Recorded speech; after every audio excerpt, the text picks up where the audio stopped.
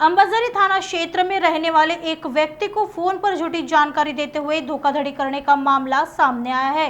रविनगर के Sai agency apartment में रहने वाले मनन प्रसाद तारानंद भोड़ेकर को एक अज्ञात व्यक्ति ने फोन किया और झूठा कहा कि वह मुंबई साइबर क्राइम विभाग से बोल रहा है।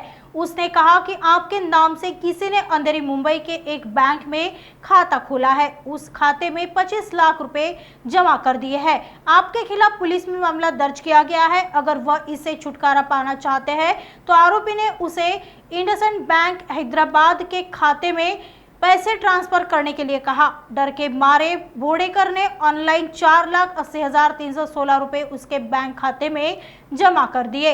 इस मामले में भोड़ेकर द्वारा दी गई शिकायत के आधार पर अंबाजरी ने आरोपी के खिलाफ मामला दर्ज कर लिया है और आगे की जांच पुलिस कर रही है।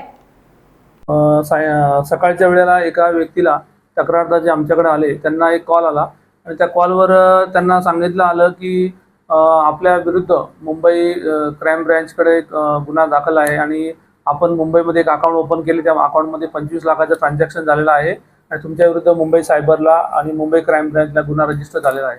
जर याच्यापासून तुम्हाला वाचायचं असेल तर तुम्हाला आम्ही सांगितलेल्या अकाउंट नंबरवर पैसे पाठवावे लागतील। तर त्यांनी त्या व्यक्तीला अगोदर विश्वास बसला आणि त्यांनी त्याबद्दलची माहिती मागितली, तर त्यांना एक फेक अपराध नंबर रजिस्टर केल्याची माहिती त्यांना त्याच्या व्हॉट्सअपवर पाठवली, दाखवली आणि त्या आधारे त्या व्यक्तीला विश्वास वाटला की खरोखरच माझ्या विरुद्ध अशा प्रकारचा गुन्हा दाखल झालेला असेल। मग त्या व्यक्तीने त्यांनी सांगितलेल्या अकाउंट नंबरवर ऑनलाईन पैसे ट्रान्सफर करण्यासाठी सांगितले, परंतु ऑनलाईन त्याच्या अकाउंटमधून होत नव्हते। ती व्यक्ती पैसे घेऊन बँकेत गेली आणि बँकेमध्ये त्यांनी ज्या सांगितलेल्या अकाउंट नंबरवर त्यांनी 4,80,000 रुपये डिपॉझिट केले आणि ज्यावेळी व्यक्ती पैसे टाकल्यानंतर घरी आली तेव्हा त्याला रिअलाइज झालं की खरोखर आपल्याबरोबर आपण चुकीच्या व्यक्तीच्या मागे लागलो आणि चुकीच्या गोष्ट आपल्याला सांगितल्यानंतर आपण त्या व्यक्तीच्या अकाउंटवर पैसे पाठवलेले आहेत।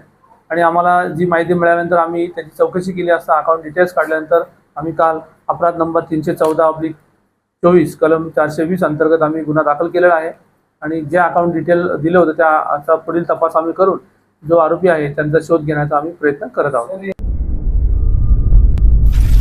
नागपुर समय, गली से दिल्ली तक।